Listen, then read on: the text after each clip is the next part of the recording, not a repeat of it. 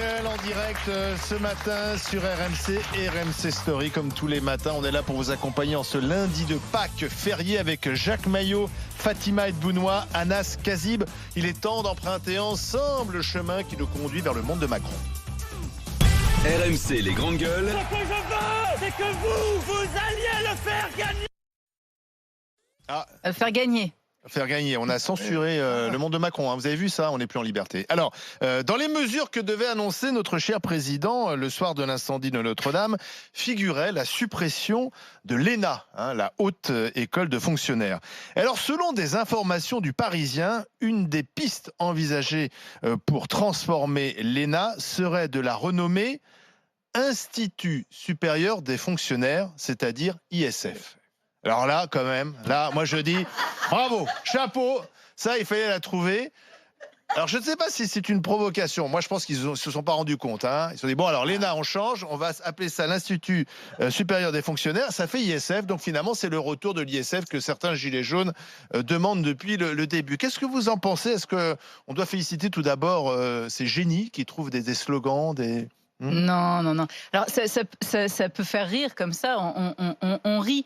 Mais si c'est voulu, avec l'idée de jouer sur les symboles et de se dire, après l'annonce, les journaux pourront titrer le retour de l'ISF, un peu symboliquement, alors qu'il s'agit d'un sigle. Écoutez, moi, je pense que nous vivons un moment très, très important dans notre histoire, mine de rien. Et vraiment, j'ai plus envie de rire sur ces symboles. Donc il faut forcément prendre un autre nom. Soyons sérieux. Jacques, tu crois qu'ils ont fait exprès? De toute façon, c'est démago. Je suis pour le maintien de l'ENA. Il faut réformer l'École nationale d'administration. C'est pas la question. L'ISF, tu crois qu'ils ont fait exprès? C'est la réponse déjà. Oui. Première chose, l'ISF, à mon avis, ils n'ont pas fait attention.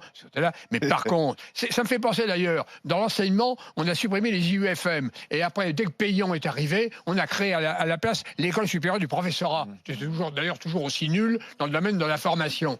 Donc, il faut réformer en profondeur l'ENA. Ça a été créé à la Libération. Il n'y a qu'à faire la réforme qui a été faite à Sciences Po, où le recrutement de Sciences Po s'est largement élargi. La réforme de Ricci, de Descoings, est une bonne réforme. Il faut faire la même chose à l'ENA. Alors l'ISF, c'est une bonne vanne, ça, ok, du nom. Mais c'est pas fait exprès. Moi, je ne peux pas penser que c'est fait exprès de faire cette vanne. D'ailleurs, c'est de la démagogie de la part de Macron. Il est lui-même énarque, il est sorti quasiment dans les majors de l'ENA. Donc, alors ça plaît à une partie des gilets jaunes. Non, trop de symboles tue le symbole. Même les gilets jaunes ne seront pas dupes. Pour la réforme de l'ENA en profondeur. Mais pas la suppression. Pas la suppression. Anas, est-ce que tu crois que ISF, ils ont fait exprès? Je crois que Macron a raté 2 fois le concours de l'ENA. Non. Normal Sup 2 fois. Non, il l'a fait. Non. Normal Sup 2 fois et l'ENA 0. L'ENA, il l'a eu, oui. L'ENA, Normal Sup, il n'y est pas arrivé. C'est pour ça que Bruno Le Maire, est repéré au gouvernement et a reçu le premier coup. Normalien. Mais et Vauquier a été reçu. Être énarque aussi, c'est difficile. Oui, moi, qui demande ça? Qui demande la suppression de l'ENA? Enfin, moi, personnellement, je suis contre la professionnalisation de la politique. Je suis contre des personnes qui sortent à 22 ans ou 23 ans d'une école et qui finissent sénateurs encore à 80 ans. Moi, je suis contre ce système-là. En fait, on nous impose un système qui fait que parce qu'on a fait une école, alors on mérite plus de faire de la politique. Moi, je suis pour qu'il y ait des étudiants qui puissent accéder à la politique, qu'il y ait des ouvriers, qu'il y ait des cadres, des informaticiens, etc., qu'il y ait des gens de la société civile. Et le problème, pourquoi aussi, ça va dans ce qu'est le macronisme, c'est-à-dire de vouloir faire rentrer une société civile. Mais quand on regarde, il y a très peu d'ouvriers, la plupart ce sont des avocats, des cadres supérieurs en entreprise. Et c'est un peu d'essayer d'affronter toujours l'ancien monde. C'est un peu le... Donc le problème, c'est pas les énarques, un peu c'est le mélange. Il faut un peu c'est tout. qu'il a envie d'essayer de rompre actuelle, complètement. Mais bon, derrière, s'il pense une seule seconde, Emmanuel Macron, s'il m'entend, s'il pense qu'une seule seconde, aujourd'hui, il t'entend, là, il n'y aura plus aucun mouvement, il n'y aura plus aucune crise sociale, parce que derrière, il va changer le nom d'une école. Il se met le doigt dans l'œil. Donc c'est démago pour vous? De ça. Inutile surtout. Inutile. Bon, dans l'actualité beaucoup plus grave que la suppression de l'ENA, c'est cette série d'attentats au Sri Lanka. Alors, il faut être prudent parce que pour l'instant, on ne sait pas qui a fait ça. 290 morts, c'est un bilan encore provisoire. 500 blessés, une série d'attentats suicides. Le dimanche de Pâques, visant des églises, mais aussi des hôtels. 24 personnes ont été arrêtées. Pour l'instant, des attaques qui n'ont pas été revendiquées. Un nouveau couvre-feu a été décrété pour la nuit prochaine. Le monde catholique, et pas seulement en émoi, en ce moment, c'est dur pour les chrétiens qui sont visés un peu partout dans le monde, Jacques. C'est une minorité là, au Sri Lanka, où à peu près ça représente un peu moins de 2% de la population. Moins de 2%. Oui, moins de 2% de la population. Et là, vraiment, les chrétiens sont visés, en particulier le jour de Pâques. Et alors, il faut voir, les chrétiens, pourtant, il y a une majorité de bouddhistes au Sri Lanka, et les chrétiens ont de très bons rapports pour réconcilier les Tamouls avec les Singhalais. Donc, c'est pourtant un point extrêmement positif. Bon, donc, il faut être très prudent. Pour l'instant, c'est pas revendiqué. Mais enfin, c'est vraiment atroce. Fatima. Alors, je ne sais pas si c'est l'effet des réseaux sociaux, mais de plus en plus, j'ai ce sentiment-là. Alors, je ne sais pas si c'est simplement moi ou d'autres le partagent. Lorsqu'on a ces drames qui s'affichent et qu'on apprend et qui nous giflent comme ça, que ce soit, et ça m'a fait le même effet, ça m'a fait cet effet-là pour cette église pendant le jour de Pâques. J'ai éprouvé la même chose pour la mosquée en Nouvelle-Zélande et pour la synagogue en Pennsylvanie. On est touché comme si c'était en bas de chez nous. Vous savez, avant on disait le mort kilomètre, que plus c'est loin, moins on est touché. Mais j'ai l'impression que ça c'est de moins en moins vrai et que vraiment on est touché comme si c'était arrivé, À côté de chez nous. Ouais. Oui, à côté de chez nous. Et en même temps, c'est lié. Notre sentiment de tristesse et de colère est mêlé à un sentiment d'impuissance terrible, puisqu'on se dit mais que faire ? Voilà. Dire on est triste, dire c'est répugnant. Qu'est-ce qu'on fait ? Parce qu'on a le sentiment que, je sais pas, que notre époque court à sa perte. Ouais, alors, on a ce sentiment-là, et exacerbé. Donc c'est peut-être aussi parce que comme on est très informé, on a le sentiment que c'est pire qu'avant, et c'est sans doute faux. D'autres me diront, il y a toujours eu. Mais voilà, moi en tout cas j'ai ce sentiment-là, et j'ai du mal à lutter contre mon sentiment de fin du monde, on va dire. Anas Kazib. Ça montre une chose, hein, que la terreur, la haine de l'autre, elle a ni religion ni couleur, et que enfin voilà, ça se déplace, cette haine on va dire du vivre ensemble, de l'humain, elle est partout, que ça soit à ce qui s'est passé en Nouvelle-Zélande ou là au Sri Lanka, enfin voilà que. Il y en a qui parlent symboliquement uniquement de la question de tuer des gens dans une église ou tuer des gens en prière dans une mosquée. Moi, je pense qu'on devrait condamner d'office, peu importe le meurtre, qu'il soit à l'extérieur ou à l'intérieur d'un temple, d'une église ou d'une mosquée. Enfin voilà, c'est regrettable. Après, c'est vrai que on sait pas encore. Il y a des personnes qui ont été arrêtées, mais on ne sait pas d'où ça vient en fait, qui a orchestré ces terribles attentats. Enfin voilà, on peut que avoir de la peine. Moi, j'ai beaucoup j'aimerais témoigner un peu de solidarité et d'amitié à tous les Sri Lankais aussi qui vivent en France et qui ont de la famille sûrement qui a été touchée par ça. Et on devrait essayer, on a fait quelque chose pour Notre-Dame, on devrait aussi essayer de faire quelque chose, lancer une caisse de solidarité pour les Sri Lankais, pour essayer de les aider dans ce malheur-là. Ça, moi, j'ai eu la chance de visiter le Sri Lanka. C'est un pays magnifique qui est sorti quand même d'une guerre civile qui a duré des années, qui a été terrible pour le pays. La guerre civile s'est arrêtée il y a 10 ans. Et donc, il replonge un peu dans l'horreur. C'est vrai que c'est un pays magnifique et qui mise beaucoup sur le tourisme, notamment le tourisme vert. Il y a beaucoup de choses à voir. C'est sûr qu'on voit bien que les cibles, il y a à la fois les églises, mais aussi les hôtels. Donc il y a une volonté aussi de déstabiliser le pays, d'attaquer le pays là vraiment où ça fait mal. Jacques. Oui, non, absolument. Là aussi, les touristes étaient visés, les hôtels en particulier. Donc, c'est ceux qui sont contre le tourisme pour faire, à mon avis, baisser complètement la fréquentation touristique au Sri Lanka, ce que tu dis.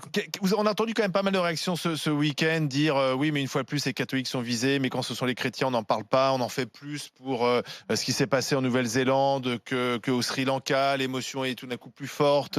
Qu'est-ce que vous en pensez de ce débat qu'on a maintenant à chaque fois qu'une religion est visée par par un attentat, et on fait un peu une hiérarchie et de l'émotion. Là, j'entendais beaucoup ici en France dire oui, alors quand ce sont les musulmans qui sont touchés, forcément on en fait des tonnes, et quand ce sont les catholiques, là il faut moins en parler, il y a moins d'émotion. Mais au nom de quoi il y aurait moins d'émotions? Moi, pour que ce soit un juif en train de prier, un catholique en train de prier, un musulman en train de prier, et ces personnes qui sont là, vulnérables en prière, et se faire tuer comme ça, mon émotion est la même. Et à ce moment-là, je suis totalement du côté de la victime, sans me poser aucune question. C'est-à-dire, il n'y a aucun moment de doute. Ma solidarité est totale, que voilà, avec les juifs quand ils étaient concernés, avec les musulmans lorsqu'ils étaient concernés, avec les chrétiens lorsqu'ils sont concernés. Donc c'est une idiotie c'est terrible c'est une idiotie de dire ça, mais on a l'impression qu'au final, ce qui embête, c'est qu'on a besoin de savoir est-ce que il y a un islamiste, est-ce qu'il y a un terroriste au nom de Daesh ou ci ou ça qui est derrière derrière un attentat. Et au final, moi je trouve pas que Christchurch, on en ait fait des tonnes malheureusement, et on a toujours cette distance dans les médias français lorsque ça se passe à l'extérieur des frontières. Voilà, ça passe au second plan très souvent. Parfois même, on va essayer de voir, comme on voyait à l'époque en Tunisie, combien il y a de touristes français. S'il n'y a pas de touristes français, du coup, on redescend un peu la pression. Il y a un peu cette façon-là, et on va tout à l'heure en parler de Jordan Bardella ou de Nicolas Dupont-Aignan, mais ça vient toujours de l'extrême droite. C'est toujours l'extrême droite qui essaye de chercher un complot, d'essayer de chercher une hiérarchie entre les musulmans et les chrétiens. Enfin, c'est ignoble. Moi, je le dis honnêtement, c'est ignoble d'essayer de faire de la compétition victimaire entre qui souffre le plus. Je sais pas, quand on regarde par exemple le conflit qu'il y a eu en Irak, la guerre en Irak, en Syrie, enfin, il y a plus d'1 million de musulmans qui sont morts dans cette région-là. En même pas 10 ans. Donc comment on peut essayer de dire, de faire une compétition entre ce qui se passe dans un pays ou un autre? Moi, je trouve ça horrible. Jacques, d'accord ou pas? Parce que c'est vrai qu'il y a eu tout de suite ces réactions, j'ai regardé sur les réseaux sociaux, de personnalités dire oui, on va forcément moins me parler de ce qui se passe au Sri Lanka parce que ce sont des catholiques. Non, mais moi je suis pas d'accord. Je suis d'accord avec ce que vient de dire Anas là-dessus. Pourquoi ils disent ça alors? Attends, chez les catholiques, il y a différentes sensibilités. Ça dépend aussi, je dirais, de leur positionnement politique de ce côté-là. C'est-à-dire? Non, mais si tu veux, ce qui est peut-être vrai, c'est qu'actuellement, il y a la seule chose, parfois il y a des incidents concernant des églises, il y en a régulièrement, on en parle peut-être pas autant que certains incidents, c'est tout. Bon. J'ai même entendu ce mot de christianophobie qui n'est pas utilisé. Qui a été Dupont-Aignan, on parle d'islamophobie, maintenant de christianophobie, on mélange un peu tout, parce qu'un attentat, c'est du terrorisme. Il faut appeler un chat et pas inventer des nouveaux termes. C'est un attentat, mais le lieu est important. Oui. On est d'accord. C'est du terrorisme anti-chrétien. Oui, comme on peut faire du terrorisme ils se sont pas attaqués à un supermarché. Oui. C'est Pâques. Ils se sont attaqués à une église. Donc c'est très important de le dire, de le souligner, parce que ça donne une portée encore plus importante symboliquement à cet attentat-là aussi. Donc oui, après on verra qui a commis cet acte, mais le lieu n'est pas choisi par hasard. D'accord. Alors, voilà. On va finir quand même par, après cette terrible série d'attentats, par une bonne nouvelle. 2 GG de l'ombre se sont mariés ce week-end et nous ont envoyé, oui, un peu de musique s'il vous plaît, nous ont envoyé cette photo que vous allez découvrir sur RMC Story. C'est Magali et Charles de Savoie. Alors regardez, voilà, au mariage de Magali et Charles de Savoie, eh bien, on a mis le t-shirt des grandes gueules quand même. C'est magnifique. Ça devient une tenue de mariage, le t-shirt des grandes gueules. Dress code de rigueur pour les invités. On sent que le petit, avec sa petite pose, on sent que c'est une graine de grande gueule. Oui, alors on n'a pas de taille enfant, donc ça lui fait un peu une jupe. Mais alors, ce qui est marrant, c'est que en voyant cette photo, c'est très sympa, on les embrasse et on leur souhaite tout le bonheur du monde. Mais je me dis, en fait, ils ont tous joué au match des GG. Ils ont tous appelé au 32-16. Vous leur avez pas envoyé les t-shirts? Non, on leur a pas envoyé les t-shirts. Ah, je pensais que vous leur aviez envoyé l'occasion. Non, pas du tout. Donc c'est des vrais fans, parce qu'ils ont dû appeler pour avoir ces t-shirts. Fatima. Et les recevoir, parce que parfois on les gagne, mais vous ne les envoyez pas. Comment ça? Il y a des auditeurs qui m'ont dit ça. Alors là, la preuve que non, tu vois, regarde. Ça se trouve, c'est dans la même famille. Jacques, dress code maintenant, c'est le t-shirt des GG pour le mariage. Bravo. Voilà, c'est ça. Ils se marièrent et eurent beaucoup de débats. Parce que ça va être de grandes gueules qui se marient. Le débat va continuer permanent. Attention, ouais. Ils vont peut-être appeler leurs enfants, je sais pas, Fatima, Non, Jacques, non. Anas. Non.